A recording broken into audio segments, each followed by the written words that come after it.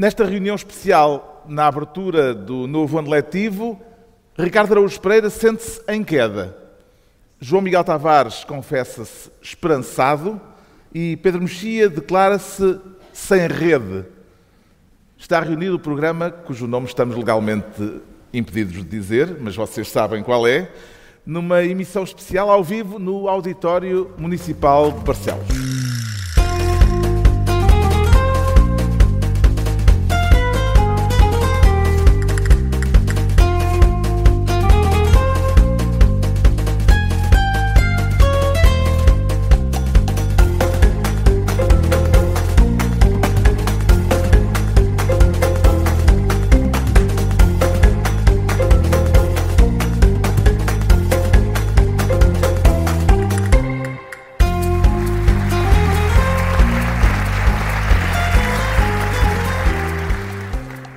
Ora viva, sejam bem-vindos. Estamos em Barcelos, no primeiro dia de um novo ano letivo, numa semana em que começa o novo ano letivo, e estamos no âmbito do seminário Educamos Juntos, que se realiza pelo terceiro ano consecutivo, promovido pela Câmara Municipal de Barcelos, uma iniciativa que marca o arranque do ano escolar, que já teve esta manhã momentos sérios e válidos e que reúne agora os três maiores especialistas de temas da educação a nível nacional e internacional e orbital. Apresento-vos Pedro Mexia, João Miguel Tavares e Ricardo Araújo Pereira. Traz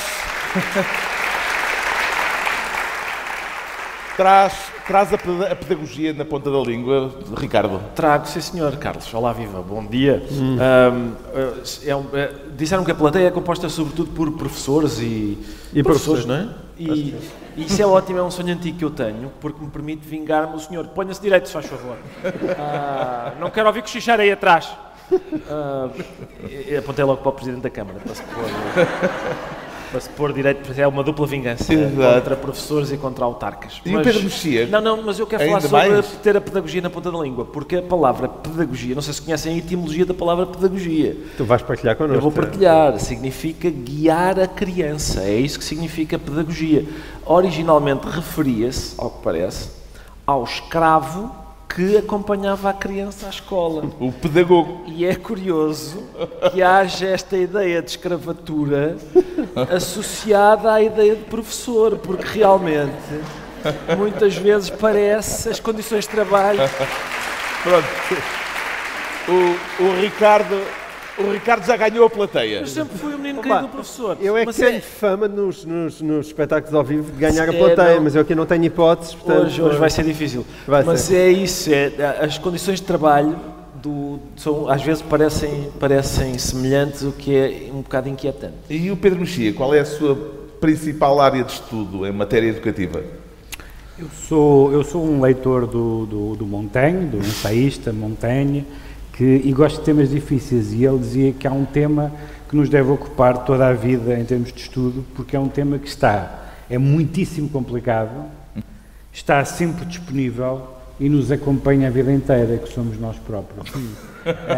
E ele escreveu 3 longos volumes a estudar-se a si próprio. A estudar-se a si próprio, porque é uma matéria em que toda a gente chumba, porque realmente, sobretudo quem já leu o Freud, nós sabemos muito pouco sobre nós próprios antes sequer de nos aventurarmos a saber coisas sobre física e biologia.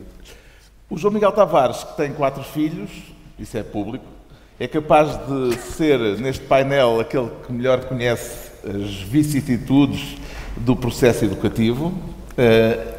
E em que medida é que falhou melhor, já que o Pedro introduziu a questão do falhanço no estudo? Sim. Em que medida é que falhou melhor na educação dos seus 4 filhos, João Miguel Tavares? O falhou melhor é a citação do Beckett, é isso, senhor professor? Muito bem, sim. Falhar outra vez, não é? Falhar melhor. Isso há um lado de resiliência na educação para o qual, enfim, essa citação remete e que eu acho que é totalmente verdadeira. Nós, à medida que os miúdos crescem, como pais, achamos que somos sempre um pouco insuficientes. No meu caso, e da maior parte das pessoas à minha volta, até mais as mães, que são dadas a mais angústias do que os pais, que são um bocadinho mais despachados. mas ao mesmo tempo para... Escolheste despachados em vez de estarem-se cagando. Sim. Nesse sentido, mas é um estomacagandismo que tem aspectos positivos, ou seja, porque às vezes nessa angústia, mais dadas às mães, preocupam-se excessivamente. E aquele lado mais despachado dos pais às vezes introduz uma leveza que também é importante e da qual nós somos injustamente acusados de simplesmente não queremos saber. Mas não, estamos simplesmente a tentar que as coisas não tenham tanto peso. E o falhanço? Mas eu, ao mesmo tempo, também sou um grande admirador daquela citação bíblica que diz: pelos frutos os conhecereis. E é verdade que nós não controlamos assim tanto a educação dos nossos filhos, ou o que é que os nossos filhos vão ser, há um lado que lhes pertence só a eles, como é evidente, mas temos alguma função ali, não é? As famílias têm alguma função. E, portanto, hoje em dia, a minha mais velha já tem 21 anos, a mais nova fez agora 13, e, portanto, tenho ali um intervalo. Naquele intervalo, quando eu olho e digo, olha, mesmo assim... Não saíram mal. Sim, que é mérito da mãe, note-se, evidentemente. Mas não estão mal, não. Muito bem. Bem, daqui a pouco, como habitualmente, distribuímos pastas ministeriais, é assim sempre, por isso vocês sabem o nome do programa. Mas antes, e uma vez que estamos no início do novo ano letivo, começa esta semana, pergunto-lhe, Ricardo, se ainda se lembra do espírito com que ia para a escola no primeiro dia de aulas. Entusiasmado ou macambúzio? Não, entusiasmado. Eu gostava da escola ainda hoje. Eu gosto de estudar, gostava da escola, gostava dos caderninhos novos, ainda não estavam conspurcados pela minha letra horrorosa, por isso eram bonitos ainda. Aliás, lembro-me foi no primeiro dia do primeiro ano, que hoje é o 5º ano, não é? O primeiro ano a seguir à 4ª classe. Portanto, é hoje o 5º ano. E então chegámos e o Padre Joaquim disse composição sobre o primeiro dia da escola. Eu fiz a composição, o Padre Joaquim chamou os meus pais à escola e disse, ele usou aqui a palavra prolixo. E os meus pais disseram, é normal, ele ouve uma palavra e depois fica doido para usar numa frase. E deve ter ouvido prolixo e agora pronto, agora a propósito de tudo e de nada ele vai dizer prolixo este ano, prepare-se. E o Sr. Padre publicou a minha composição na revista da escola. Começaste logo em grande. Sim. Estás a ver? Incrível. O Pedro Mexia gostava de ir para a escola? Quando vi essa pergunta no guião, decidi responder sim, mais ou menos, nada e muito. Porque depende do grau... Eu acho que o Pedro Mexia tem que se estudar a si próprio. Tenho estudado muito. Gostei muito da primária, gostei mais ou menos no liceu, detestei o curso e gostei muito do mestrado e do doutoramento. Portanto, é isso. Foi variando ao longo do tempo. Atenção, convém explicar ali a coisa que testou, que é o detestei, foi 5 anos de Direito, ninguém merece. Portanto, a não ser quem escolhe. A não ser quem escolhe. Eu escolhi, não tenho desculpa. Eu digo que sempre foram as séries americanas. Mas queria ser o Perry Mason. Queria ser o Perry Mason e depois descobri que é fazer despachos e coisas sobre petições para despejos e coisas do género, ou coisas do condomínio, uma torneira que verte. Não é tão giro como o L.A. Law e como o Perry Mason, não. O João Miguel Tavares encarava a escola como um espaço de diversão ou de obrigação? Não, eu também era diversão, eu era também bom aluno ali como o Ricardo. Também tinha composições publicadas nos jornais da escola. Pronto, então. Não é só para ver, não foi só ele. Não, e tu também eras bom aluno, não eras, Pedro? Não, tu já tem direito. Sim, e tu eras também bom aluno, não eras, Carlos? Vá, não pronuncio. Carlos, vá lá. Não vais revelar. Ele gosta muito de fingir que é moderador. Está sempre mortinho para dar opiniões, mas e depois diz lá se eras bom aluno ou não. Então, não respondo. Não era por obrigação. Vou fazer aqui. Vou fazer. Só respondo quando tu me disseres para que és bom aluno. Passamos à frente. Não te faça vontade, vamos lá. Eu ia-te fazer a vontade por alguma coisa. Pá, és um rebelde. Não percebo mesmo. Claramente, desculpem lá, os vossos antecessores no cargo não educaram devidamente aquele senhor. Alguns tiveram dificuldades. Bem, esta é uma reunião especial, mas com a mesma configuração de sempre, vamos tentar que seja. teremos uma distribuição de pastas ministeriais e começamos com o Ricardo Araújo Pereira no cargo de Ministro da Leitura. E que papel atribui ao Estado nesse aspecto, Ricardo? Um papel importante e que parece estar a mudar, no sentido em que... Estamos a falar da anunciada extinção Exato. de 2 organismos no âmbito da reestruturação do Ministério da Educação. É isso, não é bem extinção, ou seja, aparentemente é uma... É isso, é uma reestruturação. Não, é a extinção dos organismos. Extinção para os colocar noutro sítio, sim. Sim, o que diz o Governo é que essas funções vão continuar a existir, mas não como um organismo autónomo. É isso. Pronto. E as preocupações estão a gerar... Porque tem a ver com as bibliotecas, sim, não é? E tem a ver com o Plano Nacional, o Plano Nacional de Leitura e a rede de bibliotecas escolares. Exato. Acompanha as preocupações que a decisão está a gerar e que deu origem, por exemplo, a uma petição que já leva umas 10 mil assinaturas? Sim, acompanho, porque, quer dizer, acho que não é segredo que a leitura no nosso país já não era famosa, não é? Fazer esse tipo de coisa, extinguir ou retirar autonomia a organismos que faziam esse tipo de trabalho, parece-me um pouco preocupante. Embora eu deva dizer que, se eu mandasse este cargo existisse, de Ministro da Leitura, eu acho que é sempre que professores me convidam para ir a universidades ou a escolas para falar com os alunos justamente sobre leitura, o que eu proponho sempre é proibir a leitura.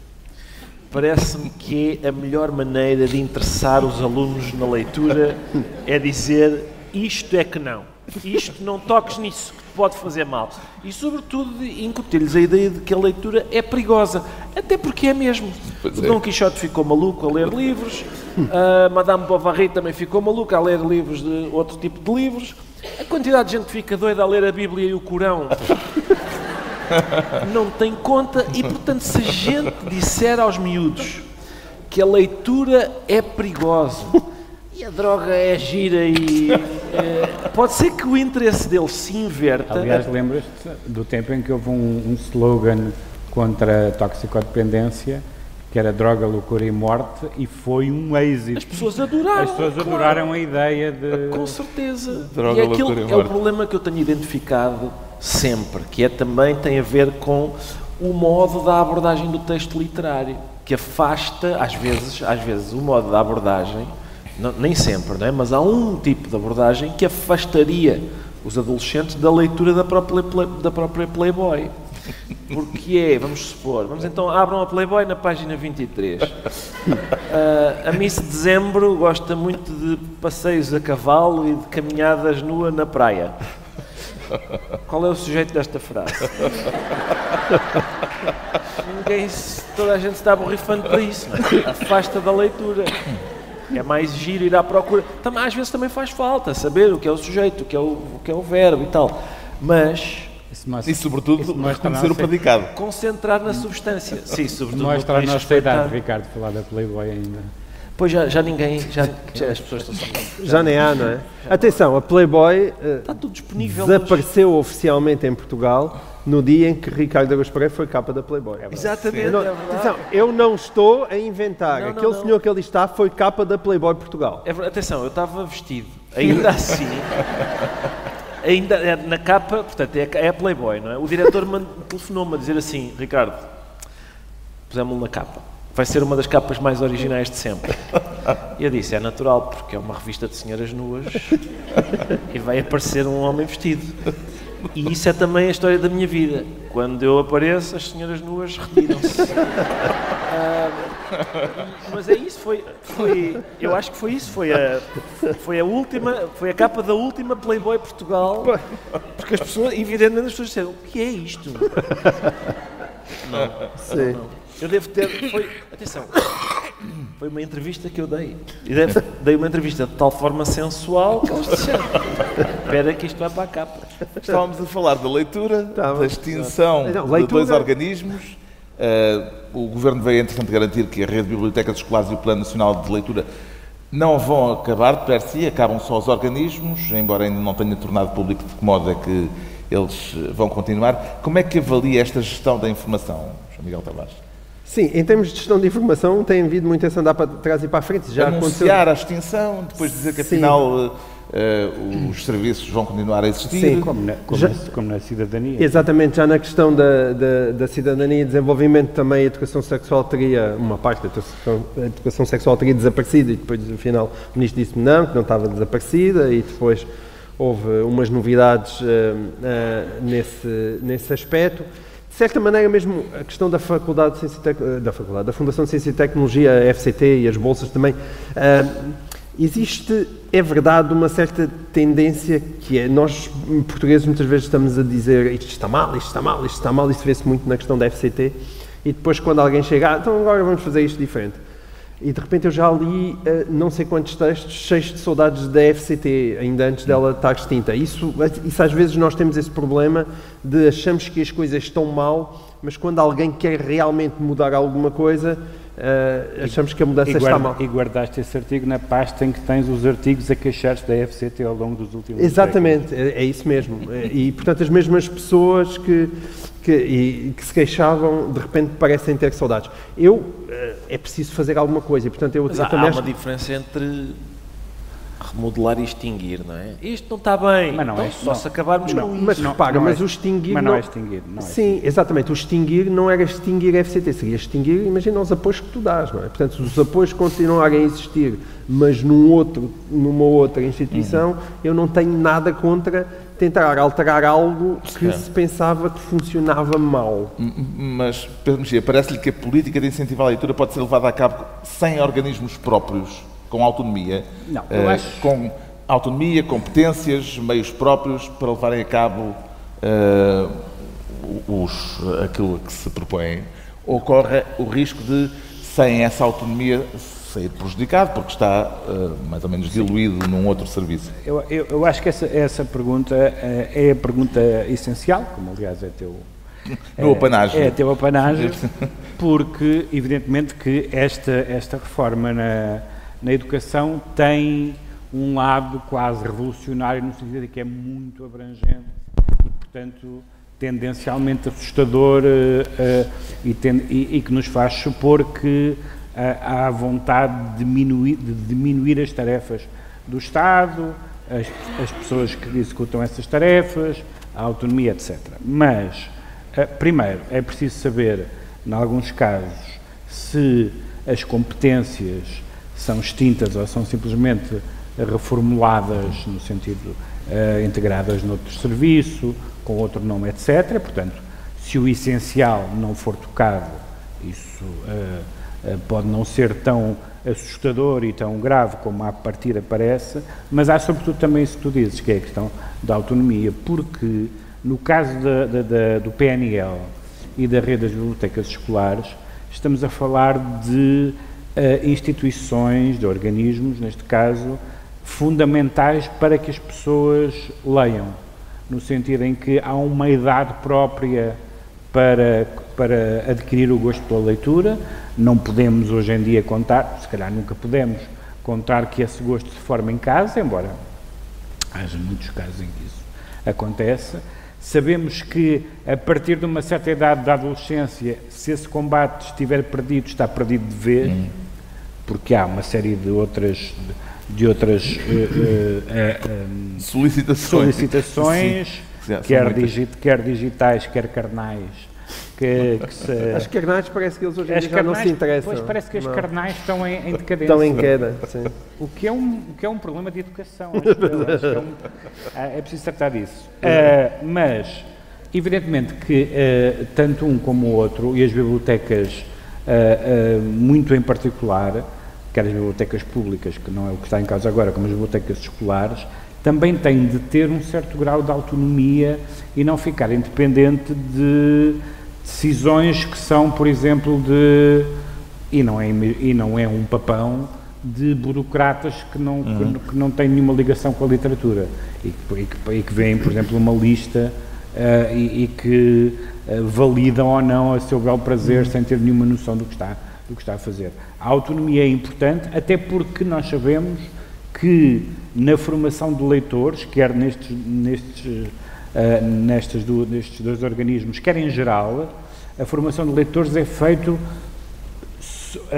quando é bem feita, é feita sobretudo por professores ou outras pessoas especificamente dotadas, entusiasmadas, e depende muito disso. Sim, depende muito. O prazer da leitura, pega-se, ou seja... O prazer da leitura pega-se, mas nem toda a gente tem essa capacidade. E, portanto, a perda da autonomia, ou seja, as funções não se vão perder. A perda da autonomia pode burocratizar, nomeadamente esses dois organismos, ao ponto deles serem uma coisa burocratizada, e na leitura não parece que isso seja... Acho que ninguém melhor do que os professores conhecem o sítio onde estão, os alunos que têm, etc. E, portanto, se isso passar para uma política de carimbo em Lisboa pelo Sr. X, que nunca leu um livro desde os Maias, que só leu em fotocópias e os apontamentos Europa-América, será um problema. Será um problema. Deixa-me só dizer só uma coisa ainda rapidamente sobre a questão do incentivo à leitura. Eu acho que aí mesmo a questão do próprio português, enquanto disciplina, a meu ver, devia ser repensado. Eu acho que o português coloca um ênfase, a meu ver, muito excessivo na questão da mecânica da língua, na sintaxe, e é evidente que há coisas que são absolutamente fundamentais e isso não deve deixar de existir, mas muito poucas vezes, só com um enorme talento do professor, é que esse gosto da leitura muitas vezes passa. E as pessoas ficam perdidas em tempos verbais e em saber como é que tu chamas cada uma das partículas da língua e como é que as coisas funcionam. Chegas à leitura sem estudares a mecânica da língua? Não, eu não estou... Lá está a ver, Soutor, eu não disse para não estudar a mecânica da língua. Está bem. O que eu disse é que a forma como tu... Acho que gastas uma quantidade absurda de tempo a estudar essa mecânica da língua, a meu ver, é excessiva, e que muitas vezes a literatura em si, que eu percebo que seja também difícil de ensinar, mas a literatura em si fica muitas vezes esquecida. E o português acho que tem que ter uma incidência muito maior nisso. E como sabes, há uma grande tendência, infelizmente até de professores, de desvalorizar o ensino da literatura, ou seja, com o argumento de que o que é preciso é, e não estou sequer a caricaturar, o que é preciso é os alunos saberem ler as instruções de uma máquina de lavar louça e coisa do género. Porque a literatura? Porque a literatura é o uso melhor da língua que foi feito ao longo dos séculos. Acho que é uma razão suficiente para estudar a literatura e não instruções de uma máquina de lavar louça. Entregamos ao Ricardo Araújo Pereira a pasta de Ministro da Leitura. O João Miguel Tavares quer ser desta vez, e acho que vai perder a plateia depois do Ricardo ter ganho. O João Miguel Tavares quer ser Ministro dos Alunos. Sim. Em que é que isso se diferencia das tutelas da educação que temos tido, João Miguel? Esta conversa é uma conversa que qualquer pessoa que está nesta sala já ouviu milhares de vezes, e que muitas vezes a resposta, quando nós dizemos falar do Ministério dos Alunos, e não porque as pessoas criticam, e acho que a meu ver, em boa parte justamente, já lá vamos, que o Ministério da Educação é muito mais um Ministério de Professores, ou pelo menos centrado na questão dos professores, do que o Ministério dos Alunos. Aliás, o próprio Ministro já falou nisso. Isto é uma conversa muito antiga. De que modo é que se traduziria essa maior atenção aos alunos do que aos professores? Sim. O que os professores dizem agora, já que nenhum de nós é professor e, portanto, eu estou a fazer, espero representar-vos bem, na vossa opinião, é que é uma divisão artificial, porque quando os professores estão bem, os alunos estão bem, se os alunos estão bem, os professores estão bem, e, portanto, muitas vezes quando os professores lutam por melhores condições de trabalho, isso significa, evidentemente, que querem valorizar a escola e, portanto, evidentemente, querem com isso valorizar os alunos. É verdade que eu acho que esse raciocínio, em boa parte, é um raciocínio correto, mas ainda assim, eu acho que o espaço mediático ao longo das últimas décadas é tomado por aquilo que é enfim, nós todos às vezes brincamos com quem que é agora o dirigente da FENPROF, e portanto o dirigente da FENPROF que está constantemente, e depois há uma espécie de ladainha sindical que se repete de anos para anos. Eu acho que há uma parte aqui que os professores têm absoluta razão, que tem a ver com o desprestígio da profissão, que é claríssimo ao longo dos anos, não é? Todos nós imaginamos, é muito engraçado, ninguém tem saudades, evidentemente, do Estado Novo, bem, enfim, tirando 2 ou 3 pessoas que se calhar têm, mas muitas vezes diz... 1 milhão se calhar, não, talvez. Mas muita gente olha e diz, sim, mas pelo menos naquela altura o professor tinha um prestígio que depois perdeu. E eu acho que em parte é verdade. E eu acho que os países mais avançados, nomeadamente a Escandinávia, por exemplo, na Finlândia, ainda há pouco tempo falava sobre isso, é realmente uma profissão muito valorizada, muito prestigiada e com médias de entrada muito altas na faculdade. E a verdade é que se instituiu com o tempo uma prática que foi as notas parecia que ia para professor, as pessoas que ou não queriam ir para outra profissão, não conseguiam ir para outra profissão, e foi-se instalando essa ideia de que o professor parecia que não era propriamente uma vocação, mas aquilo que sobrava depois de alguém ter ficado numa profissão, e olha, acabou numa escola. E isso foi terrível. E é terrível, ainda por cima, é paradoxal, porque qualquer um de nós que aqui esteja sabe que não há nada mais marcante para a nossa formação do que realmente ter tido um grande professor. Estou-me a sentir... Estou defraudado. O João Miguel vem preparado para fazer assim, Ministério dos Alunos e não dos professores, porque se fala mais dos professores. E agora chega aqui e vê uma sala cheia e começa a... Eu acho que se a plateia saísse, ele se libertava. Portanto, o moderador não está satisfeito com a minha abordagem do tema, é isso? Eu acho que... Queria mais sangue? Não, eu estou habituado a outro tipo de abordagem. Eu vou dizer ao que tu estás habituado. Estás habituado a textos de 3.500 caracteres. Mas... Alguém está a fazer pipocas. Sou eu que estou a fazer pipocas no meu microfone? Não. É capaz. E os textos de 3.500 caracteres que eu escrevo no público não dão muitas vezes para estes introitos, mas estes introitos são muito importantes. Porque, e agora ainda vem uma outra parte, que é, eu sempre fiz questão de colocar os meus filhos em escolas públicas, sempre. E tenho 4 filhos e nunca os quis pôr em escolas privadas. E isso deriva da importância que eu dou à escola pública, que foi sempre a escola que me formou. Isso não significa que não tenha muitas vezes assistido àquilo que é de sua deterioração, e isso é muito visível. E essa deterioração vem tanto de piores condições, de perda do prestígio da profissão, mas também de perda de foco, muitas vezes, daquilo que é o interesse do aluno. E eu acho, de facto, que o interesse do aluno tem que voltar para o primeiro plano, e eu sonho muito para que as intervenções, muitas vezes que nós vemos nas televisões, nomeadamente quando era o Sr. Mário Nogueira, que é... Os alunos precisavam ter um Mário Nogueira. É preciso um Mário Nogueira dos alunos que defendesse com o mesmo entusiasmo a dizer, olhem, desculpem lá, mas estas aulas de português não estão boas, ou então que dizem, desculpem lá, eu tenho... falta de professores, ou então algo que para mim é terrível e que tem a ver com aquele grande problema que é a avaliação dos professores, que é, nós não podemos continuar a viver num país em que sentimos que um professor absolutamente excepcional e um professor que não é bom consegue ter uma progressão na carreira praticamente igual. E, sobretudo, a comunidade escolar, seja pais, seja alunos, há um lado que é paradoxal, que é toda a gente sabe quem são os grandes professores numa escola. Toda a gente sabe. Os colegas sabem, os alunos definitivamente sabem, os pais sabem. E o que é mais evidente é, coincidem. Porque não é verdade que os alunos querem facilitismo, os alunos querem bons professores, professores estimulantes. E eu tenho visto tantos desses professores a passarem pela vida dos meus filhos, e a diferença que eles fazem.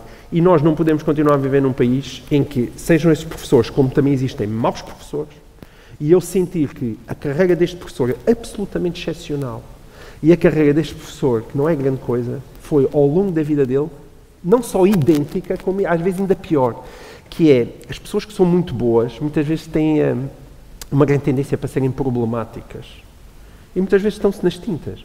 E às vezes aquilo que são os próprios jogos de poder dentro das escolas, já assisti muitas vezes a ver professores excepcionais porque não entram às vezes em certo tipo de mecânicas de grupo, ficarem mesmo para trás. Isso acho terrível e não pode acontecer. O sistema de ensino tem dado mais atenção aos professores do que aos alunos, Ricardo Araújo Pereira?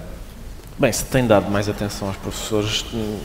é porque tem aquele, como é que se chama, esta doença nova do déficit de atenção. São umas letras. Não, vamos lá ver. É preciso saber, claro que o interesse do aluno é fundamental, não é? Evidentemente, dependendo do que é o interesse do aluno, é como na nutrição. Se o interesse da criança é comer só o que ela quer, ela só vai comer chocolate. E, portanto, se o interesse do aluno é aprender só o que ele quer, é evidente que os Lusíadas estão em último lugar da lista. E, portanto, isso também não pode ser, não é? Agora, a questão dos professores eu acho que é central, de facto, porque realmente o sistema de ensino é feito para os alunos, não há dúvida nenhuma, é isso, mas sem professores não existe. Os alunos estão lá sentados na sala e não acontece nada. Às vezes é exatamente isso que acontece quando está lá o professor, porque está uma chinfrineira de tal ordem que ninguém se consegue... Portanto, o problema é esse, é uma profissão que neste momento não tem digamos, o estatuto merecido que já teve, e é uma profissão em que as pessoas são mal pagas, às vezes estão colocadas longe de casa e não têm autoridade nenhuma para impor condições mínimas para fazer o que têm a fazer na aula. Tirando isso, acho que está bom. Acho que está bom. E a que é que se deve esta erosão do papel e do prestígio dos professores, Pedro Mexia? Eu concordo com metade da formulação do João Miguel, isto é, acho que, evidentemente, que os professores enfrentam uma série de problemas que são reais, de carreira, de condições de trabalho, salariais, de segurança em algumas escolas, e, portanto, isso não é um não assunto, e professores a viver com esses problemas cotidianos são professores que merecem atenção do Estado e, portanto, desse ponto de vista, não acho que haja excessiva atenção dos professores. Concordo com a parte dos alunos. Evidentemente que os alunos não protestam, quer dizer, não protestam politicamente, não é? Fiquei um bocadinho horrorizado com a ideia do João Miguel de um Mário Nogueira de 11 anos,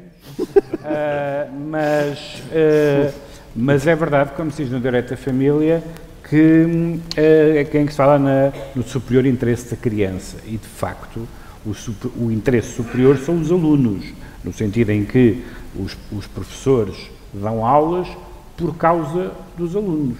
Portanto, o que está em causa ali é educar crianças, adolescentes, jovens, etc. E, portanto, eu percebo que, às vezes, na discussão sobre a educação em Portugal, se discute quase exclusivamente, e obsessivamente também, questões da carreira dos professores. E eu não estou a dizer que essa discussão é injusta, nem que é excessiva. Estou a dizer que há outras coisas, outras matérias, nomeadamente curriculares, pedagógicas, etc. Por exemplo, o termos passado de um paradigma da escrita e do impresso, desde o Gutenberg, a um paradigma visual, etc., que são coisas mais vistas na perspectiva dos alunos, que são os alunos, sobretudo os nativos digitais, que nasceram com isso, e eu gostava que nas discussões sobre a educação também se falasse disso, mas isso não é verdadeiramente menos político, mas é menos politizável, não é? Enquanto falar da carreira dos professores integra-se facilmente nas questões da função pública, nas questões sindicais, etc., e nada contra, como é evidente, mas é de facto difícil alguém prestar atenção a um debate sobre a educação em Portugal que não seja sobre professores. E, nesse sentido, eu concordo com o João Miguel. O João Miguel Tavares fica, então, Ministro dos Alunos e, apesar de tudo, salvou o scalp. Não sei, as pessoas estão muito silenciosas. Que já não têm. E é a vez do Pedro Mexia se tornar Ministro da Implosão. E vale a pena recordar o anseio, com mais de uma década, de um antigo Ministro da Educação, Nuno Crato. Vem daí o termo implosão. Nuno Crato dizia que a única solução para o Ministério da Educação era implodi-lo, não é? Esta implosão significava, segundo o diagnóstico que ele fez, ele escreveu mesmo antes de ser Ministro, e durante e depois muito sobre a educação, o facto do Ministério da Educação ser quase um Estado dentro do Estado, uma acumulação infindável de organismos, de burocracias, de serviços redundantes, etc. Aparentemente, o que o ministro Fernando Alexandre, que, como se costuma dizer nestas coisas, disclaimer, que é meu amigo, mas tenho que dizer isto porque acho que é importante nós dizermos estas coisas, mas eu não o tenho em conta de um revolucionário. Portanto, não me parece que seja um revolucionário nem um radical. Por exemplo, quando foi a questão da educação sexual, eu tinha a certeza que algumas daquelas ideias eram mais, digamos, vindas de cima, em termos governamentais, do que dele. Portanto, não é um radical, não é um fundamentalista, não é um extremista e não é um revolucionário nessas coisas.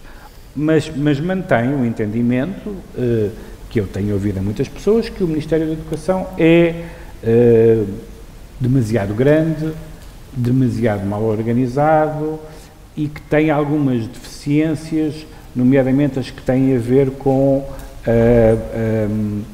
a questão da empregabilidade, embora eu tenha bastantes dúvidas sobre a questão da empregabilidade, não porque ela não seja importante, mas porque se pusermos o acento tónico nisso, então ninguém estuda latim, não é? Ou coisas do género, não é? Que não têm utilidade nenhuma, utilidade prática, não é? Só se estuda engenharia e etc, e coisas que têm utilidade prática, e também a questão da inovação e da relação com as empresas. Isso é um acento tónico muito forte nas declarações do Ministro. Não achei particularmente feliz a forma como ele formulou a questão por exemplo, nas propinas, do privilégio. Ou seja, é um privilégio estudar ou estar na universidade no sentido de que é uma coisa boa estar na universidade, isto é, ter estudos superiores.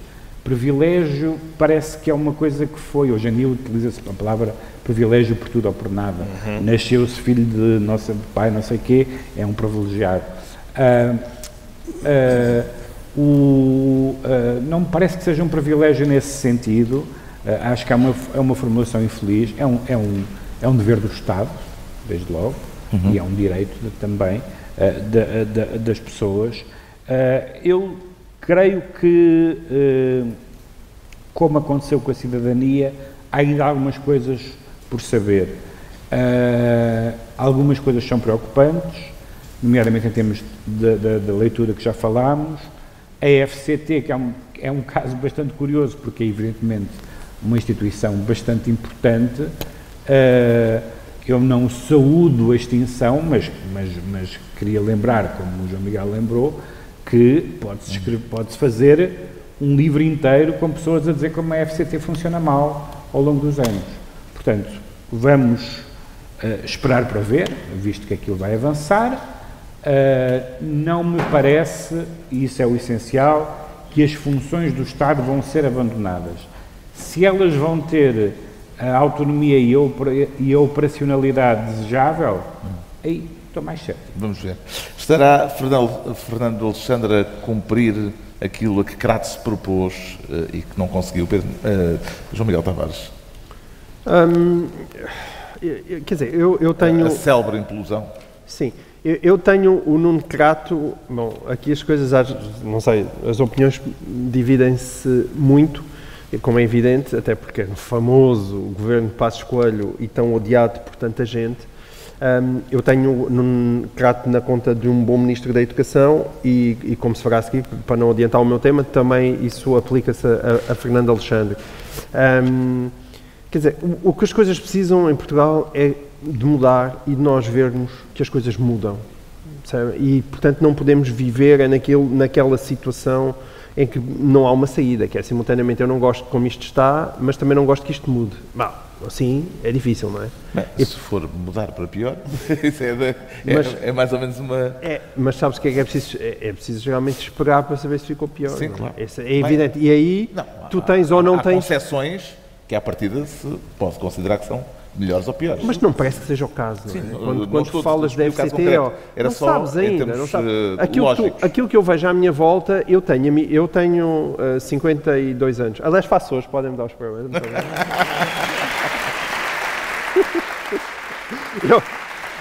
Eu vim passar aqui uma parte do meu aniversário, depois a outra parte, não será. Mas o que eu vejo é, eu tenho muitos amigos, tenho meus colegas de faculdade que são investigadores aos 50 e tal anos.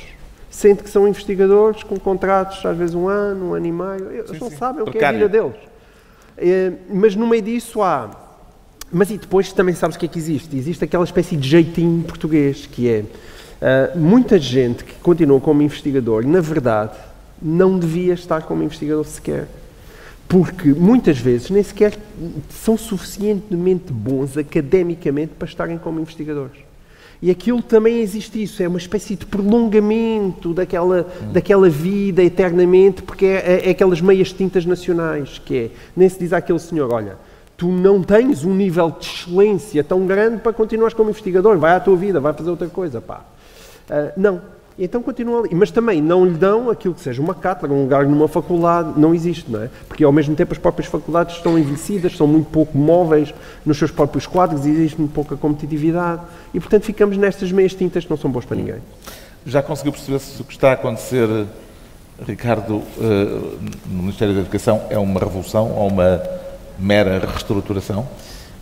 Não, porque eu ainda não, eu acho que não vejo diferenças. Ou seja, no outro dia saiu uma notícia que dizia, eu até apontei, foi agora mesmo, saiu uma notícia que diz: Ministro admite início do ano letivo com falta de professores, que é evidente, não é? Porque é setembro, e portanto é como cerejas em... Quando é que é a época das cerejas? Não sei, esta é a época da falta de professores, não é? Colocação de professores. Portanto, Ministro admite início do ano letivo com falta de professores, mas máxima normalidade. Eu concordo. Exatamente. Não há professores, mas está tudo normal. Exato, porque é isso. É assim que costuma ser. Nesse sentido, não consigo registar as mudanças. Vamos ter que esperar para avaliar, lá está. A este respeito, o estado de espírito de João Miguel Tavares, e deixamos para trás os ministérios, é muito claro, sente-se esperançado. Portanto, apesar do ceticismo do Ricardo, vê esperança na situação. Onde é que vai buscar essa esperança e porquê, João Miguel Tavares? A esperança tem a ver com esta equipa. Enfim, eu tenho fama de ser de direita, portanto, supostamente agora está um governo de direita no governo do país e, portanto, é suposto eu estar mais identificado com ele. Não tem acontecido especialmente. Eu não tenho grande admiração pelo nosso querido Primeiro-Ministro, como já manifestei várias vezes, mas no meio de tudo aquilo eu tenho esperança no Ministério da Educação. Tenho esperança porque eu não sou amigo do Fernando Alexandre, mas conheci-o uma outra vez e, sobretudo, tenho respeito intelectual pelo Fernando Alexandre. Tenho a vantagem de não ser um pessoal de Lisboa, ele é cá do Norte. E eu acho que isso também é bom, estar fora ali do ambiente do Terreiro do Paço. E tenho também grande esperança no Alexandre Homem Cristo, que é secretário, esse já o conheço melhor, e que é secretário de Estado e que acompanha as coisas sobre as quais ele escreve há muito tempo. É um voto de confiança de ordem pessoal. Ou seja, eu acho que o secretário de Estado, pelas coisas todas que o vi escrever e até pela personalidade dele, parece uma pessoa muito sensata e que percebe muito da educação, e eu acho que o Fernando Alexandre também tem essas características. E também tem esperança de que o Presidente da República ratifique as alterações orgânicas decididas pelo Governo? Lá está. Tenho no sentido... Está a demorar em alguns aspectos, Marcelo. Sim, o Marcelo vai dizendo aquelas coisas. Aprovo, mas tenho reservas. Mas isso há 10 anos que ele aprova com reservas. E isso, enfim, é como o outro.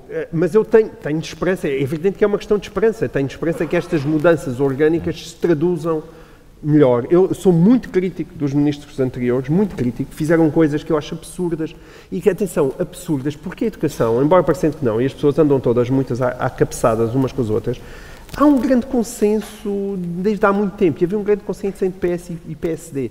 As mudanças não eram assim tanto, mesmo a nível curricular. E o anterior governo chega, decide mudar as provas da frição de sítio, de repente mudar, agora já não é nos finais dos ciclos, é meio. Quer dizer, isso tem implicações gravíssimas, desde logo, para tu conseguires analisar a forma como a qualidade da educação vai evoluindo, porque tu de repente perdes as avaliações que fazias sempre nos mesmos anos e de repente saltam para o meio, deixaste de conseguir fazer comparações. Coisas que me parecem um absurdo. E este Ministério parece-me estar a voltar a meter as coisas no sítio certo, a sublinhar a importância dos exames, a não ser facilitista, porque de facto existia um facilitismo maior, a meu ver. E eu acho que os exames são muito importantes para os miúdos têm que ser avaliados e nós temos que saber como é que a qualidade do sistema vai respondendo. E, portanto, aí sim, é daí que vem a minha esperança. Espero não me enganar, mas é evidente que eu me engano muitas vezes com políticos. Acompanha as esperanças do João Miguel Tavares? Claro que acompanha. Somos duas pessoas muito diferentes, Carlos, porque repara, o João Miguel Tavares nasceu em Porto Alegre, é um homem da periferia, de fora da bolha do Terreiro do Paço, enquanto eu nasci em Lisboa, sou um privilegiado, um centralista. Qual de nós os dois é que conhece o Ministro e o Secretário de Estado? É ele. E portanto é a demonstração de que é possível ser de Lisboa e ser um pelintra. E ser de Porto Alegre e frequentar, digamos, os círculos aristocráticos. O ministro nunca passou pelo teu programa? Nunca, não. Pois nunca, estás a falhar aí. Não, exatamente, não foi. E portanto, qual era a pergunta? Já não sei. Pronto, mas está respondida. Deixa lá, pá. Acredita mais Pedro Mexia na metodologia de entrar derrompante na ação governativa ou do método paulatino, promovendo alterações passo a passo e de forma segura ao longo do tempo? Eu, como tenho 52 anos, sou mais paulatino. Bastante mais. Por isso, e politicamente também. Acho que, na verdade... Esta equipa de educação entrou derrompante. Entrou derrompante. E, de facto, eu acho que há um alarme social, digamos assim, com a ideia de uma mega reforma. De repente extinguem-se não sei quantos institutos e organismos, mudam de nome, etc. Eu não sou um grande fã, por exemplo, das coisas mudarem de nome, porque me lembra-me o marcelismo de Marcelo Caetano, não é? Em que além disso, é um gasto estacionário. Que a União Nacional passou-se a chamar Ação Nacional Popular, a PID passou-se a chamar DGS, as colónias passaram-se a chamar Províncias Ultramarinas e não mudou nada, porque basicamente foi só uma... Portanto, não gosto muito da ideia de que mudando os nomes às coisas...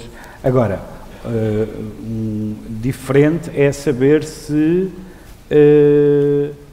há de facto organismos que fazem mais sentido estarem acoplados a outros, integrar outros. Eu não sou, à partida, um entusiasta, ao contrário do João Miguel, de grandes reformas. Tenho uma tendência cética quando... Agora vamos mudar isto tudo. Isso, em mim, é uma frase que não me agrada. Mas vamos ver, vou dar o benefício. Está esclarecido, então, porque é que o João Miguel Tavares se declara esperançado. Vamos tentar perceber porque é que o Ricardo Araújo Pereira se considera em queda, e é uma queda preocupante essa? É preocupante porque tem a ver com a queda do número de... estamos a falar do número de colocações de estudantes nas universidades. Exatamente, ou seja, o número de... Que é o mais baixo da última década. É isso. Ou seja, o número de alunos que ingressam no ensino superior é o mais baixo da última década. E isso parece ser uma inversão um pouco assustadora, não é? Nós estaríamos à espera de que o movimento fosse o contrário. Cada vez há mais alunos a entrarem no ensino superior, a frequentarem a universidade. Encontrar alguma boa explicação? No outro dia, o Aguiar Conraria escreveu no Expresso um artigo sobre isso, em que ele punha as várias hipóteses que as pessoas estão a pôr. Será um ambiente de desistência geral, em que as pessoas dizem para que ir à universidade se depois isso na minha vida não tem um impacto assim tão grande? E ele diz, não, continua, as estatísticas demonstram que para quem vai à universidade, em princípio, o vencimento, por exemplo, é X% maior do que para quem não vai, e quem vai para o mestrado é ainda maior e tal. E ele punha várias hipóteses e no final pareceu-me que havia uma coisa meio perturbadora, que parece ser uma coisa, digamos, conjuntural, em que o próprio país funciona como um pai severo dos anos 50, que diz aos alunos, diz aos miúdos, vais estudar para quê? Vai, mas é trabalhar, há muitas batatas para apanhar na horta. A conclusão do artigo não era essa, Era Ricardo. muito parecida com isto, só não tinha o sotaque do pai.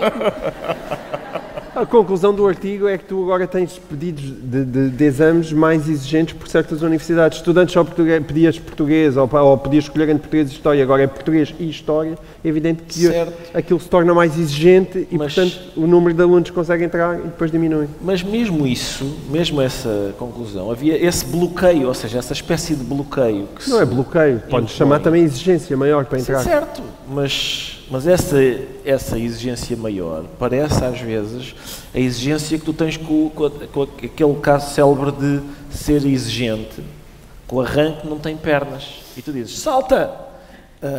É isso, é uma exigência. E tu achas que arranque sem pernas deve acabar licenciado?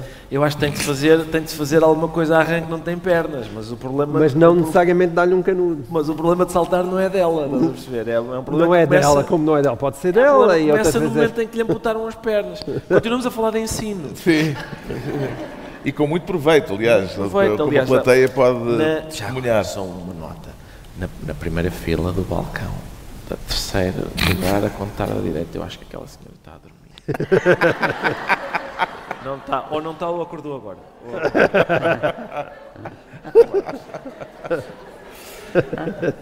Portanto, eu queria também... Ainda por cima perturbas o sono das pessoas. E queria mandar um forte abraço para o vereador José Paulo Matias, Elisa Braga e António Ribeiro, que têm ali os seus lugares e não compareceram. Estão ao lado, eu sei.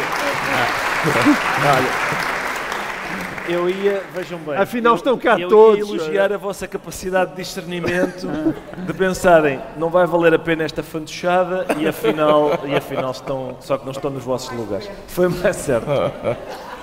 Voltando a arranque com pernas ou sem pernas e voltando ao mais baixo número de alunos a ingressar no ensino superior, a agravar a situação, 10% dos alunos colocados não se matricularam. Portanto, desistiram ou esqueceram-se. Repara que estes ou seja, entraram. sobram... Estes passaram a exigência e mesmo assim não se matriculam. Passaram a exigência e sobram, assim, 4.000 vagas que não foram preenchidas porque os alunos não se matricularam. Quão preocupantes é que lhe parecem ser estes dados, João Miguel Tavares? É preciso saber porque é que não se matricularam. Pode-lhes acontecer o mesmo que os meus querem fazer num futuro muito breve, que era foram-se matricular à Espanha e à Croácia. E foram-se matricular para outros sítios, ou seja, gente que sai mesmo do país. E isso acontece com grande frequência. Mas isso é preocupante ou nem por isso? Não, isso é altamente preocupante. Isso, e provavelmente é a coisa mais preocupante que existe. Não só daqueles que vão... Bom, ainda quando vão estudar para fora logo, e penso que também existem cada vez mais, aqueles que vão estudar logo no início do ensino universitário, aí podes dizer que os formaste e lhes deste 12 anos e depois foram. Agora, ainda mais grave é a quantidade daqueles que realmente tu estás cá, que os licencias, olha, médicos, tanto se fala. E depois, eu tenho uma filha que está a estudar medicina e o que ela diz, ela faz cálculos e depois sonha em ir estudar para fora e exercer fora. E a quantidade de miúdos que eu vejo à minha volta a quererem isso é muito... Quer dizer, se eles voltarem, eu ia dizer que é muito mau para o país. Se eles voltarem, se calhar podes dizer, olha que bom... Foram ganhar mundo. Foram ganhar mundo e é ótimo, chegam, regressam. E há muita gente que faz isto, não é? Porque muitas vezes nós andamos aqui e tal, mas depois percebemos que isto aqui tem mais dias de sol por ano e come-se muito bem e tal. E as pessoas realmente regressam. Quando regressem pode vir com uma grande bagagem e aí melhorarem o país. Agora há uma porcentagem muito grande que fica lá, não é? As minhas filhas estão a fazer um movimento inverso, atenção, porque elas estão a estudar fora. Ou seja, a tua filha vai estudar cá e depois vai exercer lá fora. Sim. As minhas filhas estão a estudar fora cultura clássica, literatura inglesa e escrita criativa e depois, em princípio, vêm para o desemprego cá. É isso. E ficam a viver à tua com o espero que não. Não vão exercer lá fora. Tu realmente foste um bom pai. Portanto, ensinaste as tuas filhas a dizer, não, minhas filhas vão... Latim, grego. O que vocês quiserem. Grego, sim, a mais velha sabe grego antigo. Não dá para... Se ela for à Grécia hoje, não dá para ir ao pão sequer. E há traduções recentes da Odisseia e o professor Frederico Lourenço já ocupou o espaço disponível. Está tudo feito, não vale a pena. Mas é por isso que andas nesta vida, não é? Já sabes que as tens que sustentar até aos 65. A trabalhar. Segunda-feira ao meio-dia estou em Barcelos, aqui. Forte. Entretanto, o Ministro da Educação anunciou as propinas, que as propinas vão aumentar. O Pedro Mexia, aliás, já há pouco referiu isso. Eu tinha aqui uma pergunta, mas que já foi mais ou menos antecipada, mas isto pode gerar alguma controvérsia. Sim, eu acho que a palavra privilégio foi mal utilizada, francamente, espero eu. Ou seja, a melhor das hipóteses tenha sido mal utilizada. Mas eu queria dizer só duas coisas rápidas sobre este assunto. Um é que num governo e numa equipa ministerial que liga bastante, e não estou a dizer que mal, índices, rankings, etc., esses números são preocupantes. E sobre esses 10%, não é? Que não se 10% que não se matricularam. Lembra-me um momento hilariante. 4 mil. Mas verdadeiro do programa do Ricardo, do outro, daquele que tem audiência, que é quando vai lá uma senhora do diretora de uma cadeia, penso eu, e que diz que está a falar da falta de meios e diz o seguinte, tenho, não me lembro os números, tenho 12 guardas de baixa médica e tenho outros 10 que nunca apareceram. Eu achei fascinante a categoria de pessoas que nunca apareceram ao serviço e, portanto, aqui... Também é o caso. Já sabemos porque é que o Ricardo Araújo Pereira se declara em queda. O Pedro Mexia diz sentir-se sem rede e vai fazer-lhe falta? Vai fazer-me falta porque... Quer falar da proibição dos telemóveis nas escolas? Hoje em dia as pessoas têm que estar ligadas porque não podem, pronto, não podem dispensar, não podem... Isso é o teu telemóvel. Epá, pega lá, isto foi muito bem feito. Desculpa. Combinar. Estou a gravar Governo Sombra. Já te ligo. Beijinhos. Epá, as pessoas há produção aqui e eu não sei quem foi. Pá, pega aí.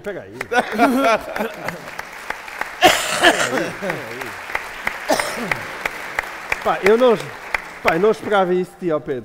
Isto é digno de Luís de Matos. Vocês já cá estavam, mas o Pedro e eu viemos hoje de Lisboa. Pelo caminho combinámos coisas. Então, mas não se combinam, não se desvendam os truques de ilusionismo? Epá, nós somos uns Luís de Matos péssimos. Exatamente. Há surpresas todos os dias na minha vida. É a questão da proibição dos telemóveis no espaço escolar, da obrigatoriedade no primeiro e segundo no espaço escolar, nos alunos de primeiro e segundo ciclo e uma restrição no terceiro. Olha, lá está, a plateia juntou-se a nós. Agora vai ser uma epidemia. Muito bem. Apoia a decisão do Governo?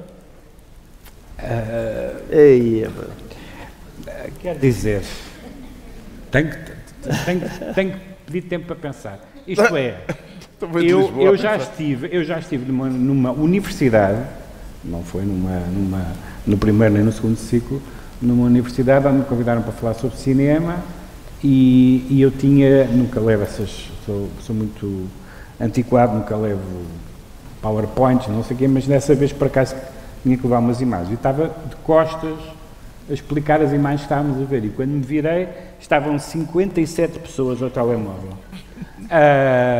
E a professora no fim disse, peço desculpa, mas não é possível obrigá-los a não sei o quê.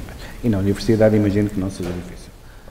A pergunta tem a ver com é ou não desejável que as crianças no espaço escolar estejam menos com o telemóvel? A resposta é obviamente sim.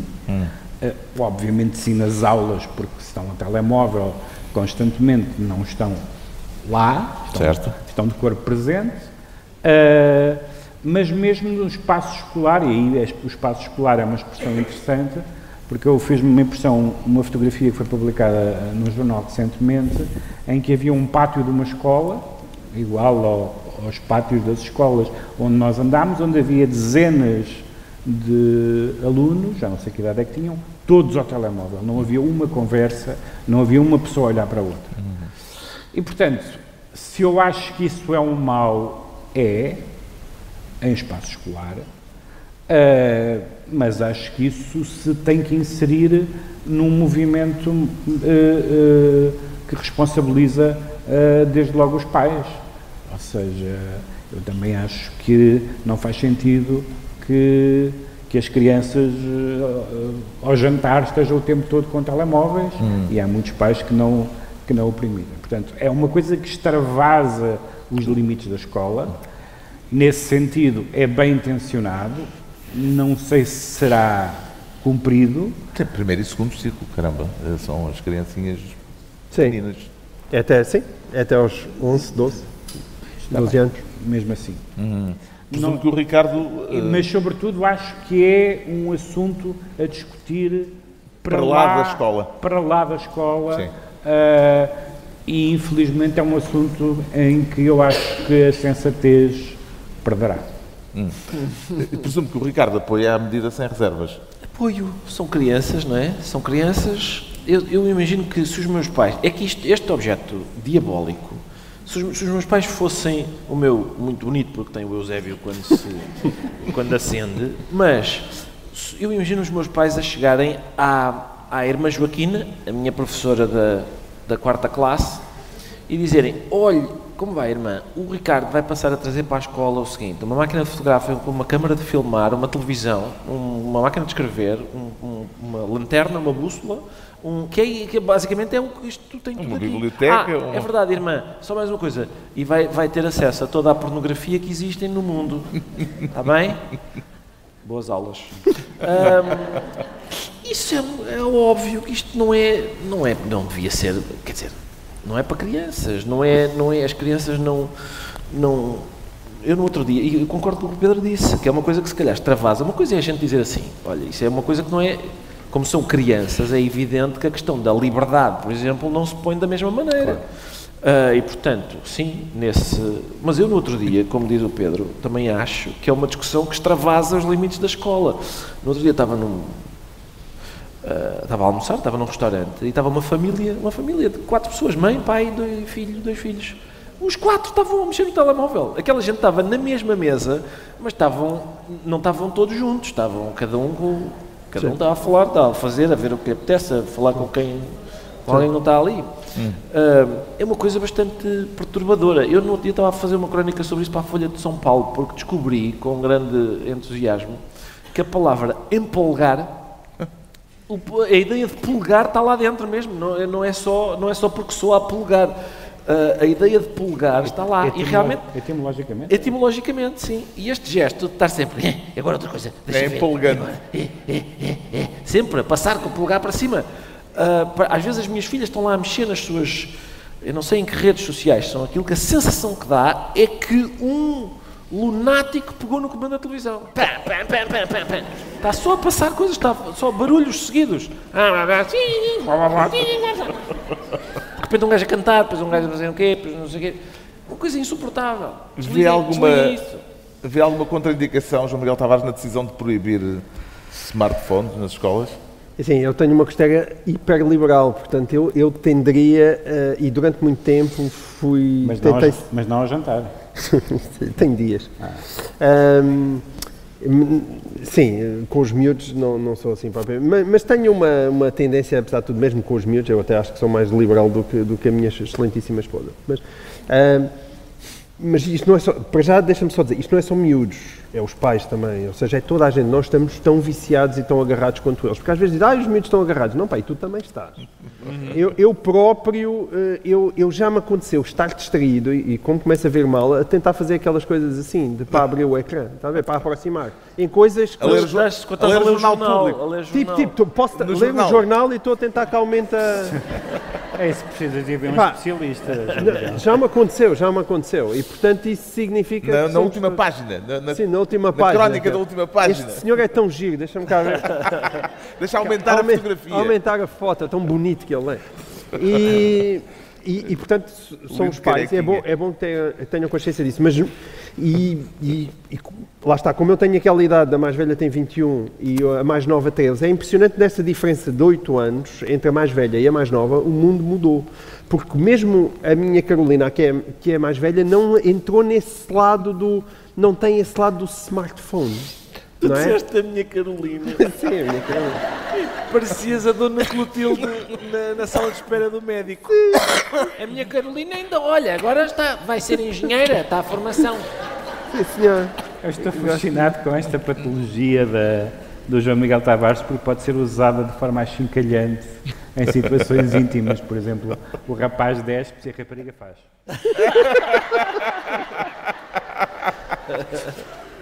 Isto que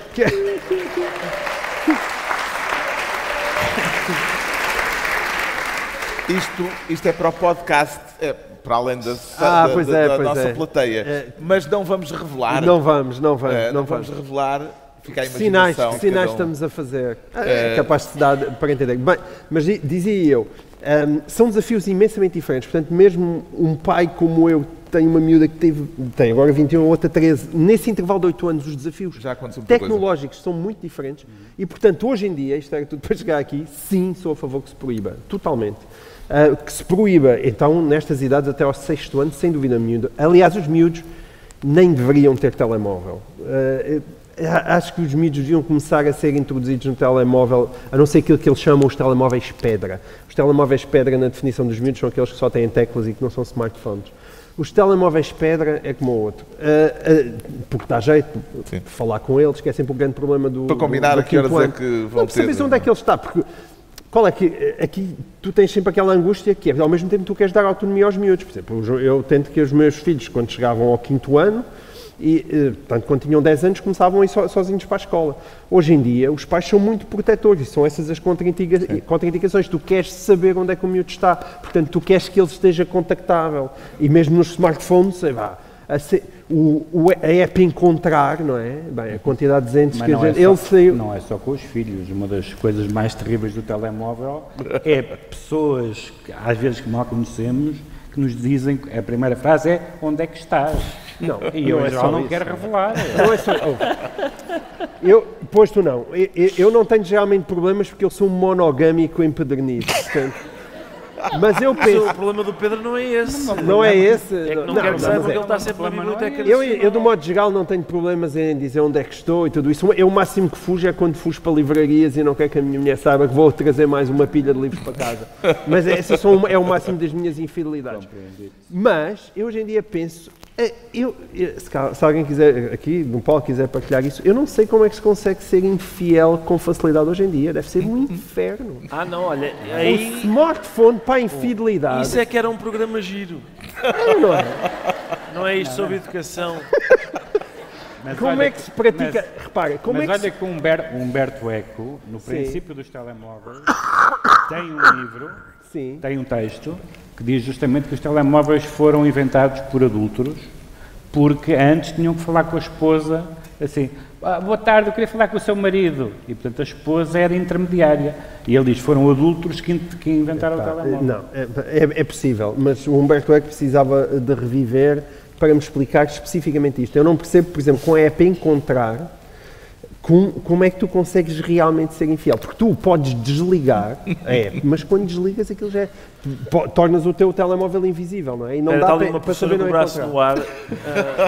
Está a querer partilhar connosco? Ok, tu desligas, mas quando desligas a localização, aquilo já é suspeito, não é? Porquê é que desligaste? Porquê é que desligaste a tua localização? Não é? Eu não sei como é que se faz. Porque eu na cena da família, eu agora sei constantemente onde é que anda toda a gente. E cada vez que desligas... Olha, fica um desafio para a sala. Eu tenho um caso, não foi um caso de infidelidade, porque era uma amiga só... E é só um amigo, não é? Não é nada... Não é aquela coisa... Tenho um amigo que, na verdade, estás a falar de ti. Era uma amiga que estava a dizer que estava... Homens, nunca mais, aqui. Liga o GPS, liga o carro e o GPS diz...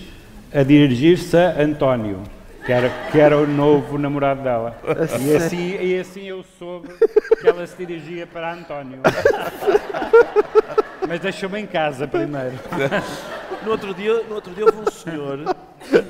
houve uma senhora que descobriu a infidelidade do namorado porque tinham os dois o seu smartwatch ligado um ao outro e de repente ela acorda porque o smartwatch do namorado está a enviar para o dela a mensagem de que está com uma atividade cardíaca muito intensa. E eram para aí 3 ou 4 da manhã. O senhor estava a fazer jogos. Os ginásios estavam fechados. Lá está. Bom, em resumo, é tudo isto que as crianças devem começar a prevenir na mais tenra idade. Desafio para a sala, agora ao almoço podem debater esse tema. Neste caso é como fazer, tira o relógio, tira o relógio. Sim, mas esqueces, não é? Terrível. Bom, isto. Estamos a concluir esta reunião especial na abertura na semana de abertura do ano letivo, viemos encerrar o seminário Educamos Juntos, promovido pela Câmara Municipal de Barcelos. Já conhecia Barcelos, Pedro Mexia?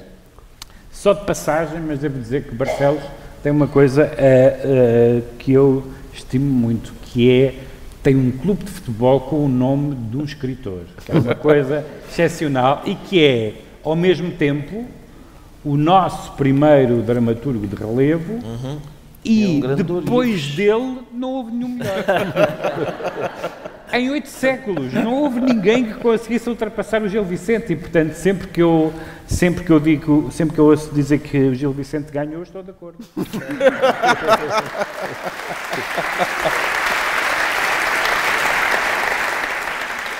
Vai querer levar um galo pintado, João Miguel Tavares? Como assim? Eu disse que fazia antes. Está um galo pintado na mesa, eu pressuponho... Já está a pensar... Eu pressuponho... Não é para mim? É, não é? Estão a dizer aqui que sim. A senhora vereadora da Cultura acabou de dizer que sim. Vou já palmar este galo no Barcelos com uma grande pinta, fingindo que é o meu...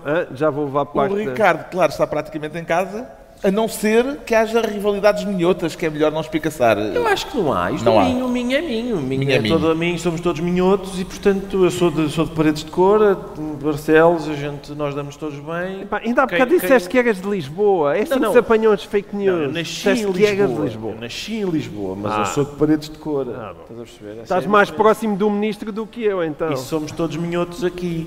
Por isso, quem não presta é de outras províncias. E pronto. Assim se conclui esta emissão especial na semana de abertura do ano letivo.